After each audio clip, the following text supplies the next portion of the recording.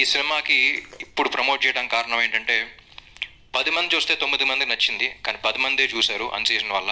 So long run ఉంటుందని నమ్ముతున్నాం. రేపు 20 మంది చూస్తే 18 మంది నచ్చుద్ది, 100 మంది చూస్తే 90 మందికి నచ్చుద్ది అనే నమ్మకంలో ఉన్నాం. So that's why we are like we want push this film even now. And ఇప్పుడే నవంబర్ అయిపోయింది, డెత్ సీజన్ అయిపోయింది, ఇంకా నెమ్మదిగా జనాలు మళ్ళీ వస్తూ ఉంటారు, ఎగ్జామ్స్ అన్నీ అయిపోయినాయి, ఇప్పుడే వస్తూ ఉంటారు. So that's the reason why we still want to push this film. ఆ ఎక్స్పీరియన్స్, ఇప్పుడు ఆ 10 మంది చూసిన ఎక్స్పీరియన్స్ ఏదైతే ఫీల్ అయ్యారో అది ఎక్కువ మందికి ఇవ్వాలనే చేస్తాం సినిమా. సో అందుకే we want to push this and we want more people to come and watch this film.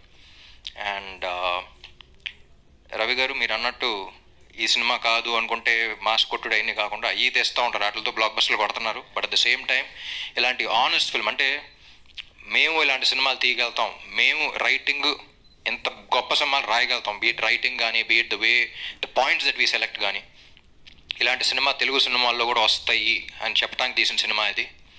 And so ఇలాంటి ఆనెస్ట్ ఫిల్మ్స్ కూడా ఎప్పుడు ప్రోత్సహిస్తూనే ఉండాలి, ప్రజలు ప్రోత్సహిస్తారు, మీరు ప్రోత్సహిస్తూనే ఉండాలి. రేపు ఒకటి కథ, ఇలాంటి కథ ఆనెస్ట్ ఫిల్మ్ రాయాలి, పెన్ను పేపర్ మీద పెట్టాలి అని అంటే ధైర్యం ఉండాలి వాళ్ళకి. ఇలాంటి వాళ్ళు వింటారు, తీస్తారు అనేది, ఆ ధైర్యం అనేది ఈ cinema. And Vivek and Marvin, I'm always proud of you. The kind of background score, the kind of audio that you guys have given, మీకు you have a long way to go. అంటే బయటకు వెళ్ళినప్పుడు కూడా బ్యాక్గ్రౌండ్ స్కోర్ గురించి చాలా రోజుల తర్వాత ఎంత ఫ్రెష్గా వస్తుందంటే, వీళ్ళు ఫేసులు చూస్తుంటేనే ఫ్రెష్నెస్ అనే పదం గుర్తొస్తుంది ఆడియన్స్కి, ప్రతి ఒక్కళ్ళు ఫ్రెష్నెస్.